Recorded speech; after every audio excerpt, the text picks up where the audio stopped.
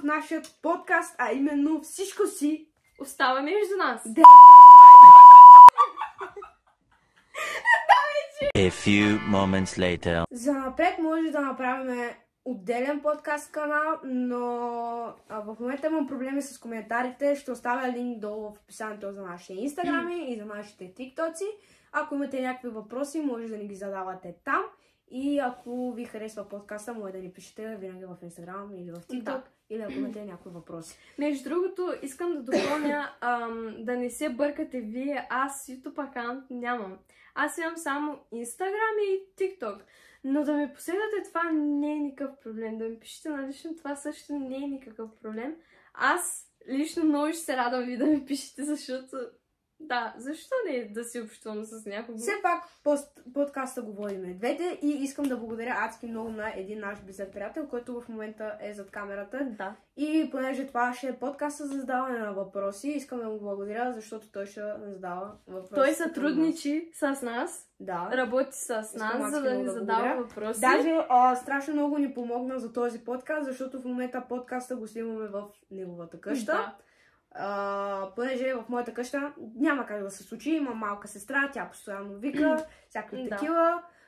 В нейната къща тя има баба, която трябва да се гледа все пак, така че да. Да. Между другото, няма да казваме името му, защото той не иска да си казва името, но това напълно е разбираемо, да. Но, за напред в нашия подкаст може да го поканим като един гост. Да, все пак... Мислим да започнем наш подкаст. Да. Тя го каза, извинявам се. Макар че аз не живея в България, мисля, че го знаете това, ако ме следвате в TikTok и в Instagram. Вече близо 2 години живея в Германия, но когато си имам в България, ще имам подкасти. Не мисля, че в Германия ще има толкова често подкасти, но може да се включат някакви дели влогчета, някакво по-такова разчупено. Да. Може би аз ще правя някакви такива влогове, обаче пак казвам, аз YouTube акаунт нямам. Тя може да си направи. Може да си направи. Може би ще се направи. Като цяло в този YouTube канал ще има подкасти за сега, видеа от мен и може мини влогчета от нея. Да.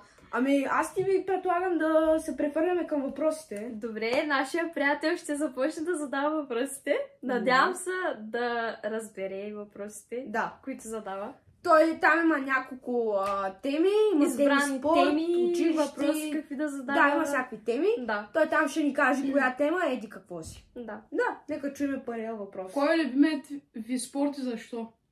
Нека започне тя. Любим спорт може да се каже не, обаче аз обичам волейбола, защото не знам, в смисъл харесва ми, хубав е спорта. Да. Мога да го играя, лесен е, затова ми харесва. На мен любимият ми спорт е футбол. Играя футбол от горе-долу 9 годишна. Много бих искала да се занимавам професионално с този футбол, но нямам възможност за сега, защото сменям училища и трябва да сменям и отбори. Плюс това в Германия женския футбол е доста развит, доколкото знам, но там да си намериш отбор е много трудно, понеже аз и моите родители искат да ме запишат в по-висококачествен клуб, за да мога наистина да уча на ниво.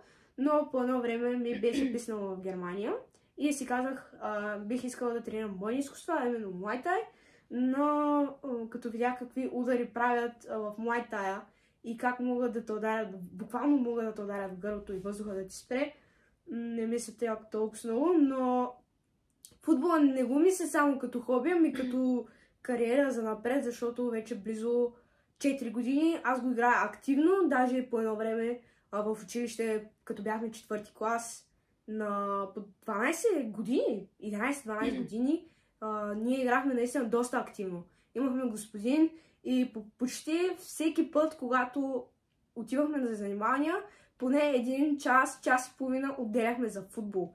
И мога да кажа, че този футбол доста не се отразява, понеже трима играчи, аз и още 2 мои приятели в моят отбор, почти срещу всички от класа ни, ние просто ги смазвахме. Имали сме мачове 10-0 за нас, при положение, че господина не играе от нас. Искам да кажа само нещо, между другото. Допреди 1 час бяхме на училище и играхме Да, играхме в футбол. Да. И мога да кажа, че не сме чак толкова активни, както бяхме преди 2 години, но наистина малките, които играха с нас, доста са научили. И аз играх. Между другото, не съм играла с тях в футбол, обаче аз бях вратарка. Да. И долу-горе се справих добре. Ами, аре да минаваме към следващия въпрос. Какво ще кажеш? Добре. Какво ново нещо искате да научите тази година? Какво много искаш да научиш? Какво ново искам да науча? Не съм сигурна какво по-точно. Каквото и да е, искам да го науча. Какво много искам да науча тази година? Искам да науча езика до такава степен, че да е с граматика. Искам, когато аз съм в училище, да мога да го говоря на много висока степен като цяло. Това искам да го науча. И също така искам да науча много по-професионални неща в футбола, защото, както казах преди малко, аз мислям професионално да се занимавам с футбол. Да, това е. Следващ въпрос. Кое е най-интересното място, на което си била? Най-интересното място? Ами аз, понеже съм от България и ходя на почивка в България, интересно място за сега нямам. Там, където съм ходила на почивка, е имало добри места, но не чак толкова интересни. Така че, нямам. Аз съм ходила на 3 интересни места. Мисля да ви разкажа само за 2, понеже първото е в Германия, Европа парк, естествено най-големия парк, атракционен парк в Германия, но понеже там бях малка и ме беше шубе доста да се качвам на тези големи атракциони, просто се качвахме на някакви малки неща, колкото да разнообразим. Следващото естествено е забравих му името. Трябва да се сетя. Пак беше такова с атракциони. Наистина му забравих името, но там бях с по-друга компания. Там бях с изцяло украинска компания. И мога да кажа, че тези украинци са просто ненормални. Те са наистина ненормални. Значи, влизаме в самия парк, атракционен парк, и отиваме на най-страшното, което върти с главата надолу. В смисъл, аз не мога да ги разбера, щях да получа сърцеудар. После се качихме на едно, което беше много по-лъжо, защото там има лупинги след лупинги. И като те пускат в една черна зала. И изведнъж това влакче просто пропада надолу и фърче нагоре. Това беше много страшно и много, нали, така екзотично за мен, понеже аз никога не съм ходила, никога не съм имала възможност да ходя на такива места тук в България. А другото е, ходихме и се качихме на Zip Line, където беше доста интересно, щях да пана няколко пъти, но да. Следващ въпрос. Коя е любимата видеоигра и защо? Видеоигра. Добре. Имам няколко любими видеоигри. Понеже аз имам PlayStation и играя на него. Сега искам да си взема GTA. Да. Това ли ти е любимата игра? Да, това ми е любимата игра. Втората ми любима игра, която искам да си взема, е Detroit Become Human. Третата игра, която може би искам да си взема. Не казвам, че искам да ги взема, защото ги нямам. И са ми любими, смисъл харесват ми тези игри. Третата, която искам да взема, е Life is Strange. Тя е хубава игра. Те са ти все любими игри. Да, доколкото съм чувала, че са добри и на мен ми харесват. Добре. На мен, кои са ми любимите игри? Първата ми любима игра е Call of Duty, ще да кажа. Red Dead 3. Тя ми е много любима. Е добра. Тя ми беше първата PlayStation игра. 24. Обмислям да си взема FIFA 26, но да, FIFA също ми е любимо. И не на последно място, Horizon. Horizon? Да, Horizon. Хубава игра. Horizon, не знам как се произнася. Аз му викам Horizon, то се произнася Horizon. Извинявайте, забрави още една игра. Любимата ми игра е Horizon.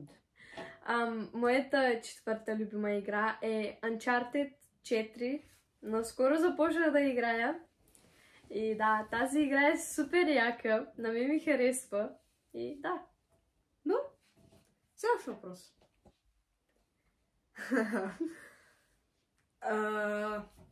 Аз ще го взема. Хора, извинете, просто Извинете. тук има много телефони, за да снимаме реакции, да оправяме... Да, заповядай. Да. За да задаваме въпросите, да ги таковаме. Все още сме нови в това нещо, между другото. Извинете, много искам да се извиня, значи, не е нарочно. Ако можете да се срещнеш, ако можеш да се срещнеш с бъдещето си, аз след 10 години какво би попитала? Демек на 23. Добре. Бъдещето ми аз. Бъдещето ти след 10 години. Много се извинявам пак. Просто с нашия приятел ние ще се обърква. И заради това да. Извинете много. Да, искаме да се извиним, все пак сме още нови и да. Така, какво бих казала на бъдещето ми аз? Ами, първо бих попитала дали съм се справила в бъдещето. Защото аз мисля да стана учителка, но мисля да стана учителка по-английски. Защото това ми е любимия предмет. Значи, извинявай, че те прекъсвам. Извинете, че пия вода от шишето, но просто нямам чашка. Да, така аз казах, английски ми е любимия предмет. Много го харесвам този предмет. И като правя съм мисля да стана учителка по-английски просто. И да, не мислиш да го практикуваш? Да са в България? Ами, може би не. Искам да отида в чужбина. В Америка, САЩ, там някъде, Англия, може би. Нищо не се знае. Но да, искам това да се случи. Ангели. Добре, аз да кажа. След 10 години как се виждам? След 10 години се виждам да пътувам из целия свят, да имам възможност да пътувам навсякъде, да посетя доста държави. Искам да посетя над 200 държави. Искам да видя много морета. Искам да видя всички морета, ако се може. Океани да видя и всякакви такива. След 10 години се виждам с доста сериозна професия. Каква е тя? По принцип, много бих искала да бъда адвокат, но знаейки колко години трябва да се учи за адвокат, аз ще пропилея всичко за да уча и няма да имам такава възможност да обикаляме света. След 10 години се виждам обикаляща света, архитектка с, може би, приятели, защото аз много бих искала да обикалям света с мои близки приятели. Това е. Като цяло, аз така се виждам след 10 години. Може би аз ще дойда с теб да обикаля света, нищо не се знае. Да, след 10 години се виждам доста добре финансово. Не искам да бъда финансово зависима. Това е. Следващ въпрос, ако може. Как игрите ти помагат в реалния живот? Например, работа в екип, мислене, бързи реакции. Как може ли аз да бъда първа тук? Добре, аз не знам какво да отговоря на този въпрос. Всички всички игри с история и които трябва да... Игри с история като цяло ми помагат адски много, защото трябва да направя тактика. Винаги трябва да имам една тактика и в Uncharted, понеже аз също играя Uncharted, просто винаги трябва да търся нещо, за да намеря правилното място. Там, ако не търсиш дадено нещо, ти няма как да минеш другия етап на играта. Трябва логика. В такива игри трябва логика. FIFA какво ми помага? Ами уча по-добри шутове, дрибали, като цяло това ми помага. Повече за дрибалите. Да, ти? Ами, не знам как да отговоря по-дължно на този въпрос, но според мен някои игри ти помагат в смисъл как да мислиш. Интуиция. Те ти помагат за твоята интуиция, как да мислиш, как да извършиш даденото нещо. Един смисъл, те те научават как да го свършиш. Някак си е така. Между другото, ние играем в Fortnite. И Fortnite не учи на екипна игра. Там, ако не сме едно цяло, ние няма как да победиме. Трябва да сме едно цяло. Естествено, не всичко е за победата. Не всичко е за победата, всичко е за фън. Важното е да се забавляваме, ние да сме весели. Да. И да, така е. Учат на адски много на стратегия, там трябва да се строи, трябва да си точен. Адски много такова да си точен. Винаги играеш в напрежение, там няма миг, в който преиграеш релоуд. Там няма миг, в който ти да седиш. Нашия приятел, той е професионалист на тази игра, лично ги върти на пръст. Много обича да играе тази игра. Това е любимата игра. Понякога се е случвало с него да играем от сутрин до вечер. Това са 8-9 часа без да спираме. А откакто почнахме да играем тримата, буквално сядаме и не осъзнаваме как са минали 4 часа пред телевизора. Да, понякога и повече. Понякога и повече, да. Казваме си, ще играем 30 минути и след няколко минути поглеждаме часа и са минали, например, 5 часа. Тръгваме да играем в 7. Единият трябва да става в 8 и...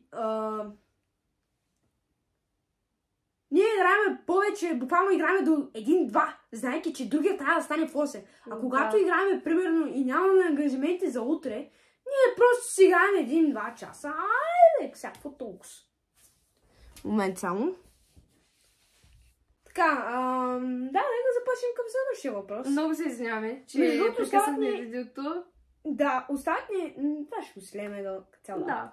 Остават ни още 2 въпроса, понеже времето не притиска, бързаме и ние имаме доста Да, работа. и трябва да се прибираме заради това. Трябва да обработваме видеото, да избираме тъмнели, да оправим някакви проблеми в YouTube, понеже YouTube е много гаден с нас. Да, нека зададат и други последните 2 въпроса. Кой е най-добрият съвет, който си получавала до сега? О, добър съвет. Ами не знам какво да кажа. Значи, Давай първо ти, защото аз трябва да помисля малко. Аз съм много голям егоист и винаги мисля и поставям мен си на първо място. Според мен това е доста голям проблем, защото аз мисля винаги за себе си. И когато искам нещо и получа дадено нещо, просто аз забравям за всичко друго и се съсредоточавам само върху едно нещо. Това е егоизъм и моя баща ми каза, в смисъл, имахме разговор, бяхме провели с него разговор и ми каза, ако бъдеш егоист, ти никога няма да разбереш какво е истинско приятелство и какво е истинско семейство. За жалост. И в момента гледам да работя повече това, да не бъда егоист. Да. Така. За моя съвет искам лично да благодаря на моята госпожа по английски, защото тя е най-добрата госпожа и тя ми даде този съвет. Така, пред няколко месеца дойде едно ново момиче в нашето училище и първоначално тя ми каза да не се сприятелявам с нея.